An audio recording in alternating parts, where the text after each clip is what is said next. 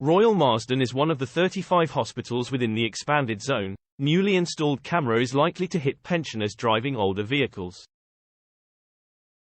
Cancer patients being treated at a world-leading hospital are facing a red tape nightmare after being targeted by Sadiq Khan's hated ULEZ scheme. Families branded the London mayor cruel and heartless after a camera was installed just 100 yards from the entrance of the pioneering Royal Marsden Hospital in Sutton, Surrey.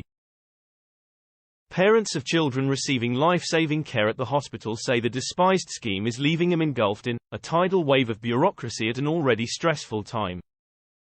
Families whose vehicles fall foul of the scheme say they are having to fork out £12.50 to pay the daily charge, then have to jump through hoops to claim the money back. It comes as the anti-car measure is facing a growing backlash, with families claiming it is being used as a way of extorting money out of motorists. Patients now face a red tape nightmare to go to the doctor after a ULEZ camera was installed within 100 yards from a hospital. And with the government propping up the capital's transport system to the tune of £1 billion a year, campaigners say it's taxpayers who are left helping to foot the bill. A spokesman for the Taxpayers Alliance said, "As well as making cash cows of motorists, ULEZ is yet another complication to our labyrinthine tax system." The Royal Marsden is one of 35 hospitals which now fall into the expanded ultra-low emissions zone. And the Mail Online can reveal thousands of patients will be left out of pocket because not all hospitals are processing every claim.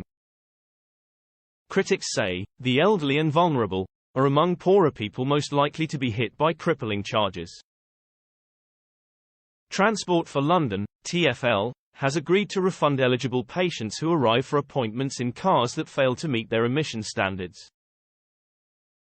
But the way the complex scheme has been set up means patients must claim the levy back from the NHS before the money is refunded to hospitals by TfL. Some hospital trusts will only pay refunds to patients who have a TfL account set up to make payments automatically, leaving others out of pocket. It means pensioners, who are more likely to run older cars on their fixed incomes and may have limited access to technology, are most likely to miss out. One hospital source said, "It's a lottery as to whether you get your money back or not.